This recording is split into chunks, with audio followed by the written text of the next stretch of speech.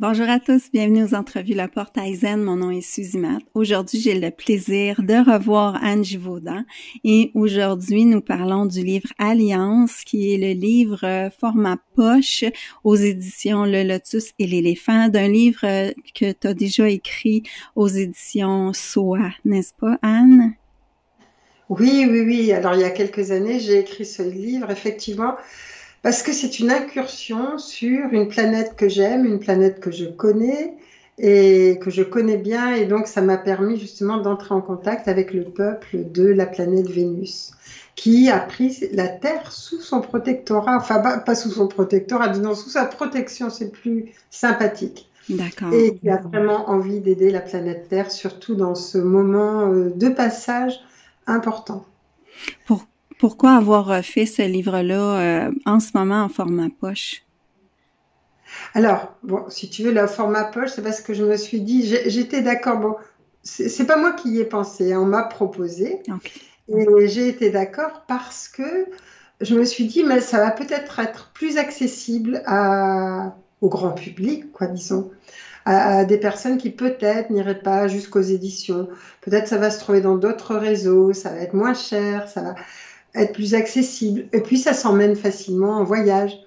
Donc tout ça, ça fait que je me suis dit, bah oui, format poche, de toute façon, c'est un format qui est bien sympathique. Il faut savoir que bon, il y a pas, il y a des petites choses qui manquent et qui sont dans le livre original, hein. Donc voilà. OK. Mais sinon, c'est quand même un beau format. Oui, moi j'aime beaucoup quand je pars en vacances avoir un format poche d'ailleurs. Donc, on dit les êtres de Vénus ont toujours veillé à la protection et l'évolution de notre planète. Ils nous proposent un autre regard sur les différentes facettes de la vie, soit l'éducation, la sexualité, l'amour, la nourriture, la pollution, et ils nous ouvrent à des perspectives propices à l'éclosion d'une nouvelle Terre. Alors, c'est ce que nous dit le livre. Et si c'était vrai, dirons-nous aux sceptiques et aux détracteurs, qu'auriez-vous à perdre à supposer que vous n'êtes pas seul dans la galaxie? Donc, comment t'es venu ce contact-là avec les Vénusiens? Alors, il faut savoir que moi, dès l'enfance, j'ai toujours eu des contacts, pas forcément au départ avec des Vénusiens, en tout cas des contacts avec des êtres. Ouais. Et bon, ça a trait aussi à une autre interview qui concerne un peu, enfin, où il est question de walking aussi. Bon, j'ai pas vraiment tellement envie de parler de moi, mais ce que je peux dire, c'est que, disons que pour moi, il y a une capacité à sortir de mon corps physique et que cette capacité me permet justement d'être en contact avec d'autres entités. Donc, je ne vais pas recommencer ce que j'ai dit si souvent pour les gens qui m'écoutent, Oui. parce que, je veux dire, les premières expériences, etc. Mais c'est vrai que ça a commencé quand j'étais étudiante. Enfant, je voyais plein de choses autour des gens, sans vraiment comprendre de quoi il s'agissait. Ensuite, j'ai été étudiante, et là, j'ai fait mes premières expériences de voyage, de sortir du corps, de voyage astral. Et quelques années après cette pratique, enfin ces expériences en tout cas, j'ai rencontré l'être qui me sert de guide depuis ce moment-là. Mm. Et il faut savoir que c'est pas moi qui choisis le thème des livres. Et ça, je tiens à le dire parce que quelquefois on me dit, mais pourquoi tu veux parler de ça ou pourquoi tu parles de tel sujet à tel moment? Mm. En fait, c'est une proposition de cet être-là qui un jour m'a demandé, m'a dit, bon, maintenant que tu as retrouvé cette capacité-là que tu avais connue autrefois, ce qu'on te demande, c'est, il dit, moi je suis le porte-parole d'un collège qui a pour but de faire avancer les êtres de la Terre au niveau d'ouvrir, disons, des portes au niveau spiritualité. Donc il dit, voilà, je suis leur représentant, je suis en contact avec toi, et est-ce que tu es d'accord pour être comme un... Disons que c'est moi qui ai trouvé le terme journaliste, parce que bon, c'est un travail au départ dans mes études, je m'étais dit, tiens, un journaliste, pourquoi pas? Et un journaliste de l'au-delà, c'est-à-dire, je raconte ce que je vois, ce que je perçois, ce que je comprends, et puis ce qu'on me dit. Et il faut savoir que pendant les jours qui suivent une expérience, par exemple pour un livre, admettons que je fasse ça sur 3, 4, 5 mois ou 6 mois, je peux faire des décorporations régulières à ce moment-là, je ne l'ai fait que pour ça en général, parce que je veux pas être trop déconnectée, disons, du plan physique, sur lequel j'ai aussi des choses à faire. Sinon, je ne serais pas incarnée. Donc, ce que je veux dire, c'est que donc je fais quelques voyages, admettons par semaine, deux, trois par semaine, dans ces cas-là, quand je suis en train d'écrire. Et ce qu'il faut dire, c'est que si j'écris, il faut que j'écrive très rapidement après l'expérience, parce qu'à ce moment-là, j'ai une mémoire totale pendant les 4 jours qui suivent, admettons. OK. Mais vraiment totale. Les détails. Après la description, évidemment, c'est moi qui l'a fait. Mais comme une personne qui rentre dans une pièce ou qui voit quelque chose. Par contre, c'est vrai que ça se déroule comme un film. Tout ce que j'ai vu, tout ce que j'ai entendu, tout ce que j'ai perçu. Mais après, ma mémoire redevient complètement normale, ordinaire. Ce qui veut dire que quelquefois, quand on me demande, tiens, tel passage que tu as écrit il y a quelques années, ben, il faut que je revoie ou que je me remette en condition parce que ma mémoire est redevenue normale. Donc voilà comment ça démarre, quoi. Et pourquoi cette planète? Ben parce que, donc, disons, l'être qui m'a contacté la première fois m'a dit, je ne me suis jamais incarnée sur la planète Terre. Et je ne suis pas non plus de ce système solaire. Mais tu as des contacts avec la planète Vénus. Et donc, c'est avec elle que tu auras le plus de guides, le plus d'êtres qui vont t'accompagner pour des raisons plus précises et plus personnelles. Donc, voilà. Donc, et Alliance, alors, Alliance, c'est vraiment pour montrer, disons, ces êtres-là m'ont contacté pour montrer comment pourrait être la planète Terre après le passage qu'on est en train de vivre en ce moment. OK. C'est un peu comme regardez ce que vous pouvez faire, regardez ce que vous pouvez devenir, regardez comme ça peut être beau et regardez comme votre planète est magnifique et elle est convoitée par tout le monde et tout le monde a envie de cette planète ou pour l'aider ou pour l'occuper. Bon, évidemment, il y a différentes façons de faire. Et donc, voilà, c'est à ce sujet-là que ils ont voulu intervenir. Et donc, c'est il y a quelques années, mais déjà, ils commençaient à placer les bases de ce qui se passe maintenant, aujourd'hui, sur la planète Terre. C'est ça qui est extraordinaire. Je relisais des passages et je me disais, mais c'est incroyable. Ils sont en train de parler de ce qui se passe maintenant. Oui, mais d'ailleurs, dans ton livre, c'est tes guides ou c'est ton guide au début qui te montre des scènes assez difficiles à voir au niveau de la guerre. Oui. Et là, c'est ça.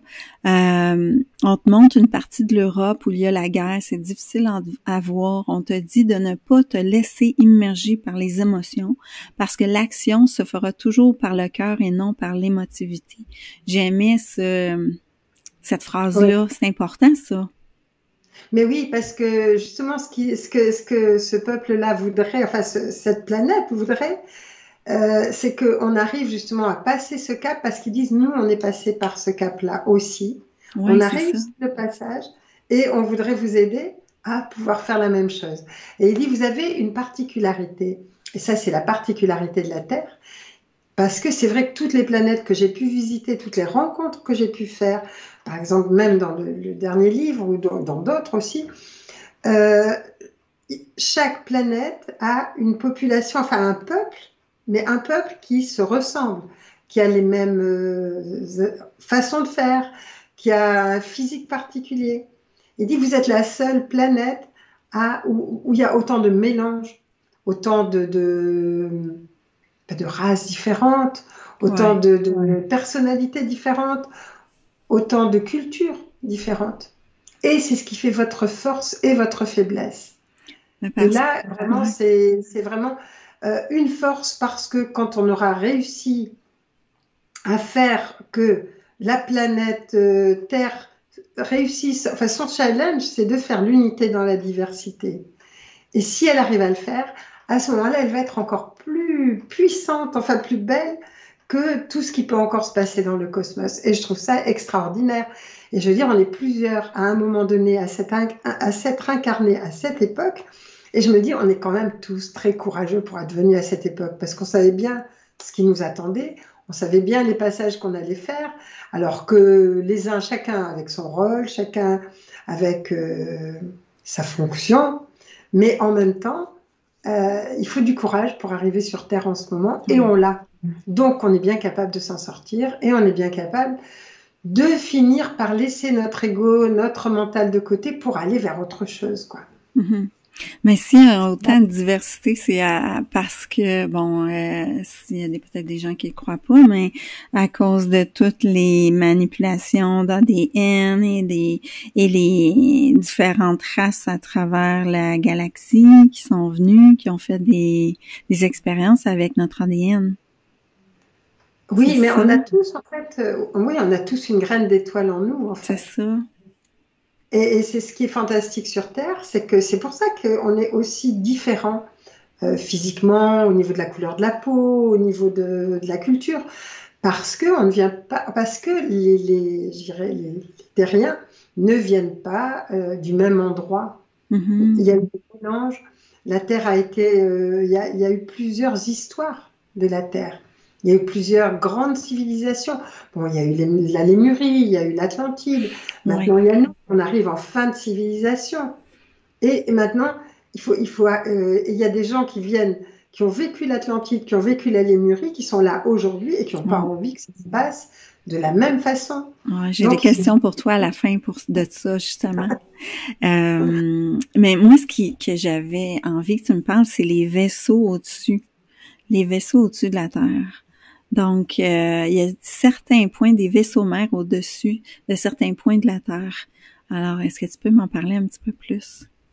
alors, tu veux parler de la forme des vaisseaux ou des différentes sortes de vaisseaux? Oui, mais ce qu'il y a à Ou des l'intérieur, parce qu'il y avait de la végétation, il y avait toutes sortes de choses dans ces vaisseaux-là que tu as... extraordinaires qui sont extraordinaires.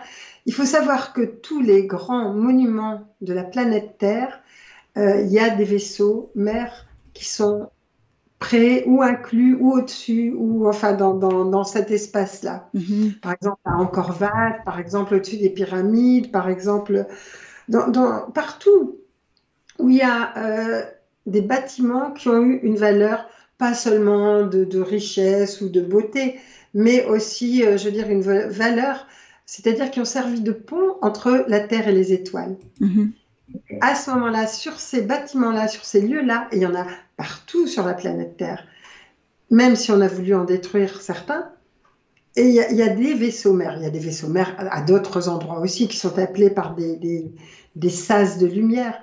Et ces vaisseaux mers sont fantastiques parce que ce sont comme des villes Mhm. dans lesquelles il y a une végétation magnifique, dans lesquelles on peut se ressourcer, dans lesquelles on peut voyager. Ouais. Dans- je veux dire, c'est vraiment, c'est toute une vie. C'est comme si on était dans une ville mais une ville magnifiée, pas les villes qu'on connaît actuellement, Mhm. avec toute la beauté, avec toutes ben, disons que avec même la nourriture spécifique qu'on peut avoir dessus, avec les soins, avec tout ce qu'on peut rencontrer, et des êtres qui sont enseignants aussi et qui aident la planète. Donc, je veux dire, cette planète Terre, elle est vraiment très aidée. OK. Mais ce qu'on bien dit toujours, ce que me disent toujours ces êtres-là, c'est que jamais ils ne feront le travail à notre place et qu'on arrête de les prendre pour des dieux, qu'on arrête de les prendre pour des sauveurs, parce que on est bien capable de se sauver nous-mêmes. Et c'est à nous de le faire. Peut-être que les gens attendent que s'il y a une catastrophe, ils vont se rendre dans ces vaisseaux-là parce qu'ils sont choisis ou élus, etc. Est-ce que ces vaisseaux-là, ils sont des Vénusiens ou c'est de plusieurs races, de plusieurs... Alors, il peut y avoir des collèges différents. Alors, par exemple, j'ai pu assister à des rencontres. Alors, il y a des rencontres de 12 êtres. Par exemple, ça peut être 12 êtres d'une planète. Donc, ils travaillent pour leur planète. À ce moment-là, il y a une réunion, disons, planétaire pour leur planète. Mhm, Ensuite, il y a des réunions interplanétaires de 12 êtres qui peuvent représenter masculin, féminin, mais qui représentent différentes planètes. Il y a un représentant de chaque planète. Et après, il y a des réunions entre êtres de systèmes solaires. Donc c'est fantastique, quoi. Je veux dire, c'est à des échelles qu'on ne peut pas imaginer. Mais les questions qui sont débattues, c'est pas du tout celles qu'on pourrait débattre sur Terre. C'est beaucoup plus cosmique, c'est beaucoup plus généreux quelque part. C'est-à-dire que ce sont pas des personnes qui vont se dire ah ben comment on va faire pour éradiquer tel pays ou pour ouvrir nos frontières ou des choses de ce genre-là. Ils ont déjà résolu tout ça, donc c'est pas leur problème cette histoire. Et ils disent maintenant on est passé à un niveau où on arrête de tourner en rond autour de nous et où les préoccupations, par exemple, de savoir si on va gagner un peu plus, si on va perdre telle chose ou telle autre, ne font plus partie de notre histoire. Ça, c'est résolu pour eux. C'est vraiment quelque chose. Et ils disent, mais vous ne pourrez pas les résoudre simplement parce que vous allez vous combattre si vous ne changez pas quelque chose en vous. Par contre, et là, c'est bientôt, demain, c'est la journée du Vésac, donc c'est intéressant, parce qu'il y a une descente d'amour-sagesse sur la planète Terre. Et c'est vraiment une fête, je veux dire, mondiale. C'est pas juste une fête de quelques personnes ou d'une religion ou d'une croyance. Et à ce moment-là, ils disent vraiment, vous ne pourrez changer les choses que si en vous, vous arrêtez avec le mental et l'ego. Si le nouveau gouvernement, c'est votre âme, votre conscience. Et si vous commencez à, disons, à écouter la voix de votre conscience, la voix de votre âme, ça veut dire que au début, ça va être très inconfortable parce que vous ne pourrez pas diriger. Le mental arrêtera de diriger. Et donc, ça veut dire qu'il faut lâcher prise. Mais lâcher prise, ça veut dire en même temps, c'est un acte de confiance et d'amour. Alors, ça ne veut pas dire qu'il faille accepter n'importe quoi, au contraire.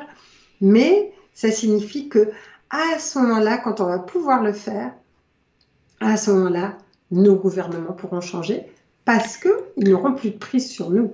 C'est ça qui est important aussi. Ça vient de l'intérieur.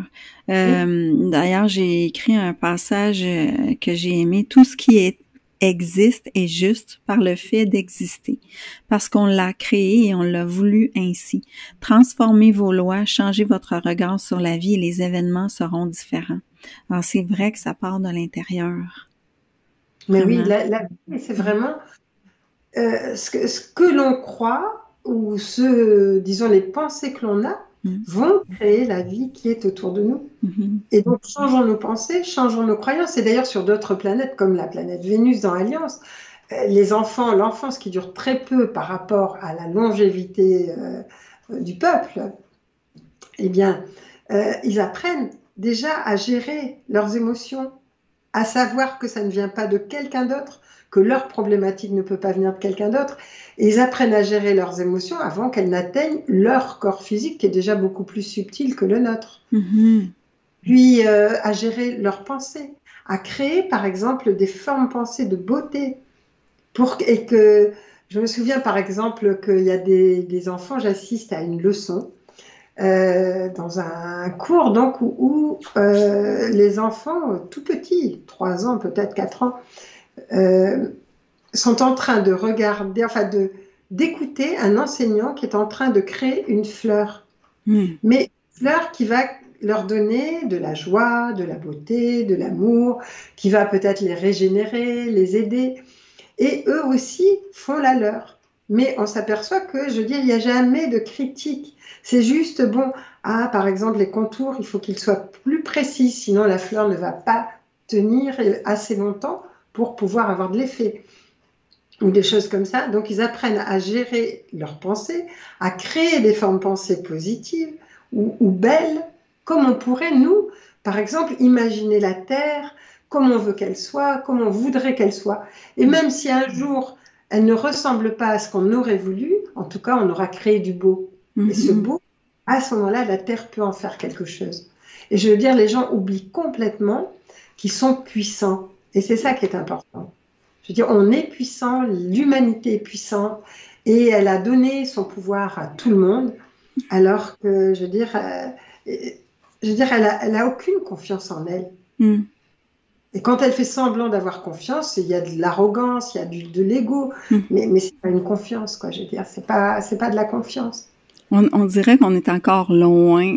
C'est difficile de concevoir que tout le monde pourrait être sur la même longueur d'onde. On dirait qu'on est encore loin de ça, puis qu'on est comme à la croisée des chemins. Puis là, je m'en vais vers la question par rapport à la Lémurie puis l'Atlantide. On est comme à la croisée des chemins de est-ce qu'on se détruit ou on crée quelque chose de nouveau? C'est exactement ça, hein. Mais on ne peut pas espérer que tout le monde fasse le même chemin. Je me Non, dis, c'est il ça. y aura peut-être 30% qui continueront en troisième dimension. Mhm. Et c'est pas grave, je veux dire. La Lune, par exemple, on parle toujours de la Lune en ce moment en disant, bon, c'est un vaisseau spatial, etc. La Lune est un satellite de la Terre, c'est pas un vaisseau spatial, c'est un satellite de la Terre qui est maintenu artificiellement sur son axe. Parce que derrière, ben, il y a des vaisseaux qui passent, il y a des rencontres, c'est un peu comme, c'est pas une salle d'attente, mais c'est un lieu de rencontre et où plusieurs vaisseaux de plusieurs planètes différentes passent et où les êtres peuvent se rencontrer, partager avant de continuer la route. Mhm. Donc, il y a ça. Et c'est un satellite aussi qui a permis à des êtres qui étaient par exemple dans la deuxième dimension de continuer leur vie pendant que les terriens accédaient à la troisième dimension. Et ça va se passer de la même façon. Par exemple, sur Vénus, il y a 2 lunes, parce qu'il y a eu des évolutions différentes. Et 2 lunes sur lesquelles des êtres continuent à évoluer selon leur capacité, leurs critères. Et en même temps, c'est ça en fait, ces lunes. Ça veut dire que tout le monde ne peut pas accéder en même temps au même rythme et on doit l'accepter parce que ça fait partie de l'histoire, de notre histoire. C'est important aussi d'accepter qu'on n'est pas tous faits pareil et qu'on peut avoir des rythmes différents. Ben là, j'arrive parce que je trouvais ça super intéressant. Donc, qu'a-t-on appris de la Lémurie? On a fait croître en l'être humain tout ce qui touche à la sensualité, l'intuition, l'art, la manière plus vaste et plus intense. Et avec l'Atlantide, ça a eu pour but d'enrichir la connaissance, d'expérimenter les domaines de la science, de la génétique, le savoir du cristal, le pouvoir du son. Alors, ça c'est... Puis encore, hein, même mon conjoint il regardait cette semaine et tous les scientifiques sont jetés à terre de trouver des civilisations encore plus vieilles qui pensaient qu'il n'était pas possible d'exister. Donc, on est encore en train d'apprendre que ces civilisations-là étaient là. Mais en même temps, je lis ça puis je me dis, bon, ben nous, est-ce qu'on est aveugle de finir ce qu'on est en train de faire? On est justement en train de faire un passage. Et comment on va le faire? Comment on va prendre le virage? On est en train de se dire, ben, on va passer dans une 5e dimension. Bon, on parle souvent de la 4e. Ouais. Je dis la 4e, bon, ben, c'est vraiment l'endroit du passage, c'est l'endroit du cœur, c'est le chakra du cœur. Donc, c'est le grand transmutateur alchimique par lequel on est obligé de passer pour accéder à la 5e. Est-ce qu'on va réussir à passer, à donner le gouvernement à notre cœur au lieu de le donner à notre mental, quoi. En fait, c'est ça. Et la question est là. C'est maintenant, est-ce qu'on ne va pas, la Terre cette fois-ci ne nous attendra pas parce qu'elle a été considérée jusqu'à présent comme la seule fausse note du système solaire. Et je trouve ça grave quelque part et émouvant en même temps parce que ça veut dire qu'elle a tellement d'amour qu'elle a attendu que les habitants de la Terre continuent d'évoluer et qu'elle a retardé sa propre évolution. Mais maintenant, je veux dire, elle est contrainte presque de passer son évolution et d'arriver, de regagner sa place au milieu des planètes de l'Alliance, par exemple. Et donc, c'est important. Il y a eu, parce que quand tu me parles de 3e puis 5e dimension, ça me rappelle toujours les paroles soit de Eckhart Tolle ou de celle qui a écouté, voyons, l'hypnologue américaine, dont j'ai un blanc sur son nom, qui nous parle qu'à un moment donné, on va juste vivre c'est comme s'il va y avoir 2 mondes parce qu'il y a des gens qui vont avoir un choix. Puis on va, ou même, c'est ça. Est-ce que ça te parle, ça? Est-ce que on va... C'est pour ça que je te disais tout à l'heure, il y a la Lune. Comment ça va se passer? Les personnes qui voudront rester dans l'ancien monde, parce qu'il faut savoir que cet ancien monde va exploser. Et pour certaines personnes, c'est comme si c'était une mort profonde parce qu'elles sont attachées à de vieilles structures, à ce qui se passe, parce qu'elles n'arrivent pas à concevoir autre chose. Et après, donc, il y aura effectivement ces personnes qui vont continuer à vivre en troisième dimension, et puis le reste qui va forcément passer à autre chose. Et il est temps, parce que je veux dire, 3 dimensions, c'est quand même pas grand-chose par rapport au nombre de dimensions qu'il y a dans l'espace, qu'il y a dans d'autres planètes, qu'il y a dans d'autres mondes. C'est incroyable, quoi. Je veux dire, même en voyage astral, on est déjà dans la 5e dimension. Parce que l'espace et le temps sont complètement différents. Donc, quand les personnes vont être dans la 5e dimension, ben, elles seront comme je peux être, par exemple, en voyage astral conscient. C'est ça ma question. Alors, à ce moment-là, c'est quoi? C'est un montée de taux vibratoire? Ton corps, il est plus aussi physique? C'est quoi? Voilà, le corps va être beaucoup plus subtil. On peut traverser la matière dense de la 3e dimension et se retrouver sur des plans où il y aura une matière, mais qui va nous correspondre, qui va être à la même dimension que nous, disons. Et on aura surtout les notions d'espace et de temps différentes. C'est-à-dire on s'apercevra qu'il n'y a pas de passé ou de futur, mais que tout est dans l'instant présent et que tout notre passé est contenu en nous actuellement et que le temps est circulaire et pas linéaire. Nous sommes dans une prison du temps, d'un temps fictif où, je veux dire, on a des horaires, enfin des jours, des nuits, des histoires de ce genre-là qui n'existeront plus. Je veux dire, quand je fais un voyage astral, je veux dire, en 3 heures de temps physique, je peux parcourir des journées d'expérience. Donc, ça n'a rien à voir. Ouais. Ça n'a rien à voir. Et c'est ça. Et en même temps, on devient créateur sur ces plans-là. Et c'est pour ça qu'il faut absolument que les êtres humains comprennent que leurs pensées, va falloir absolument les gérer. Ouais. Parce que si on pense à n'importe quoi, on crée n'importe quoi. C'est ça. On crée des mondes, quoi. Et chez les Esséniens, par exemple, à l'époque essénienne, donc quand j'étais à l'époque essénienne, je me souviens que dans les enseignements, on nous disait, quand tu dis un mot, tu crées un monde. Quand tu dis une phrase, tu crées une galaxie, un univers. Enfin, tu vois, Et dessus, il y a des êtres éphémères qui vont vivre des expériences plus ou moins agréables selon les mondes qui sont créés. Donc, arrêtons de créer n'importe quoi. C'est ça. Ben, on est un peu à la maternelle de ça en ce moment. Puis c'est les gens qui sont déjà, qui sont dans un certain cheminement, qui arrivent à ça, à comprendre ça.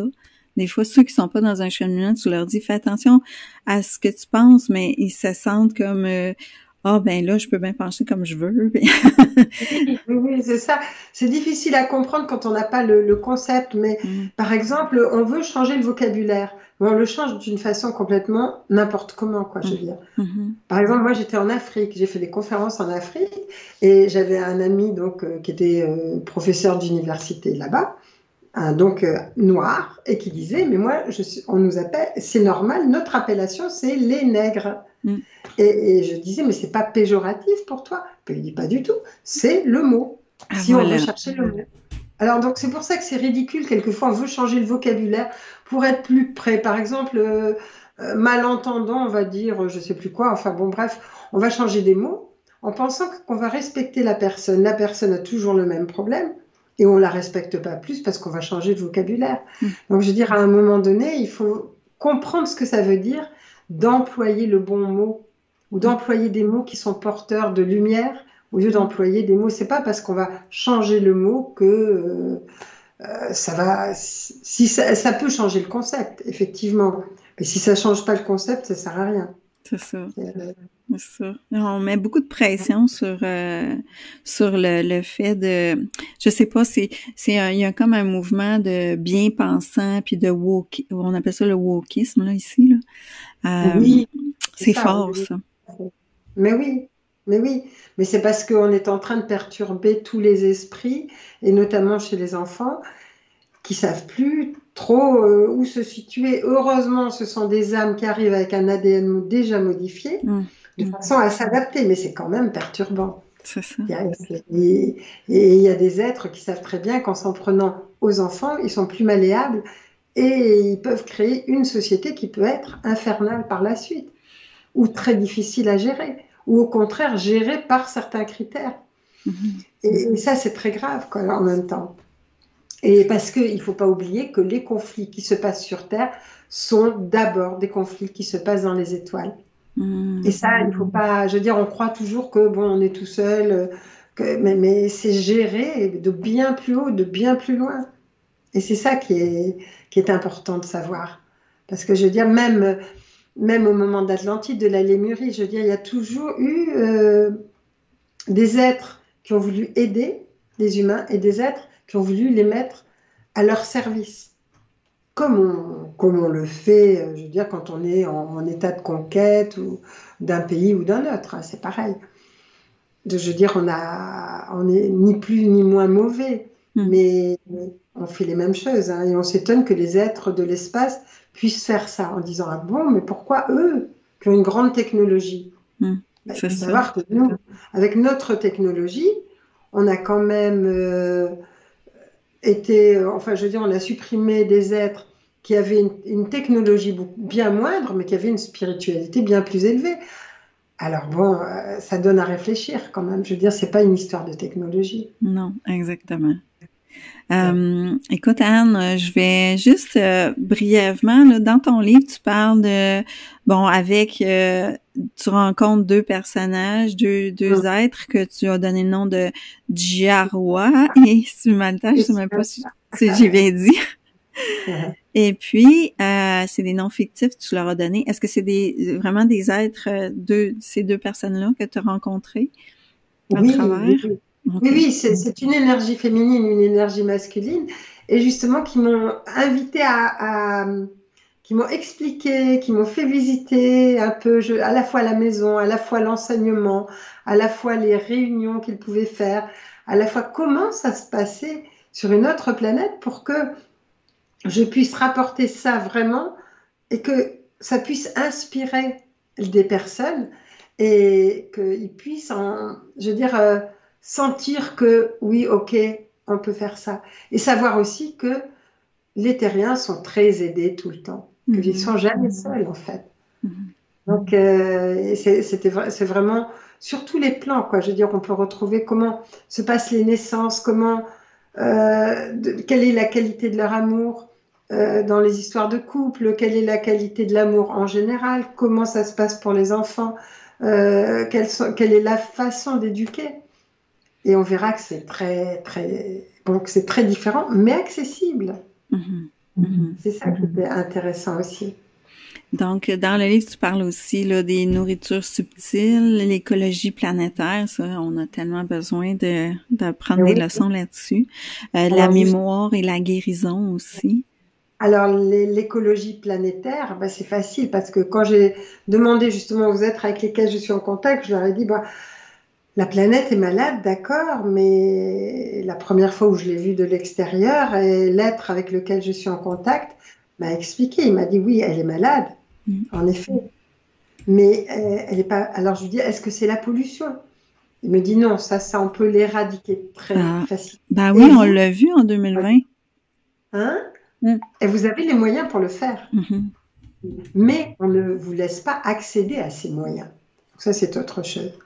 De la même façon qu'on aurait aussi les moyens d'accéder à une santé parfaite, mais je veux dire, on ne nous laisse pas accéder à cette santé parfaite parce que quelque chose en nous n'a pas bougé encore. Je dis parce qu'on est soumis, on a beau faire des révolutions, on est quand même comme des êtres soumis, c'est-à-dire qu'à l'intérieur, on n'a pas fait la révolution. Et quand on l'aura faite, il y a quelque chose qui va changer. Mais donc, je ne sais plus du coup ce que j'étais en train de dire. On parlait de l'écologie puis des nourritures. Oui, alors l'écologie, il disait, mais non, c'est très facile de nettoyer une planète, de nettoyer la mer, de nettoyer toute votre pollution. Par contre, elle est malade de la pensée des hommes. Et celle-là, cette pollution-là, elle est beaucoup plus difficile. Oui, mais on a pu le voir quand en 2020 tout s'est arrêté. Ça a été très rapide où l'air était meilleur, les animaux sont venus dans les villes. C'est ça. c'est vite fait, quoi. Je veux dire, en quelques semaines, tout avait changé. Donc, c'est possible, quoi. On est capable. On est capable. Je pensais que c'était juste les Québécois qui disaient ça. Alors, Ou on est alors, c'est parce que capable. je suis souvent au Québec. Ah, c'est pour ça. Ah, ça doit être ça. Alors, je vais recommander aux gens de se procurer le livre Alliance, soit en format poche ou aux éditions Soi. Et puis, de continuer à feuilleter parce qu'il y a beaucoup d'autres choses dans le livre. Et puis, Ouais. j'espère que vous avez aimé. Vous pouvez partager la vidéo si vous avez aimé. Alors, merci Anne. Est-ce que tu veux ajouter quelque chose avant qu'on termine?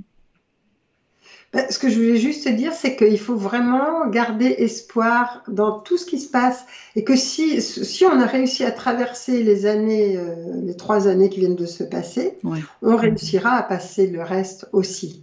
Donc il ne faut pas perdre espoir et se dire que, bon, sur un autre plan, la planète, elle a déjà réussi Mhm. à reprendre sa place dans un futur proche, quoi. Maintenant, nous, ça dépend vraiment de nous et on peut le faire. Ouais. T'as beaucoup d'espoir. Mais oui, Mm. Ça prend ça. Il faut absolument se tourner vers ça, vers la foi, puis les scénarios positifs pour les et se négatifs. dire, Mm. voilà, et puis se dire, est-ce que j'ai envie d'être une petite graine de lumière à la surface de la Terre? Ou est-ce que j'ai envie de me faire du souci, d'empoisonner la Terre un peu plus, de Mm. continuer comme d'habitude? Il faut, je dis, il faut complètement changer son regard. Exact. Et là, ça va changer. Merci beaucoup. On va se retrouver pour une prochaine entrevue. Merci. Au revoir. Au revoir, Suzy.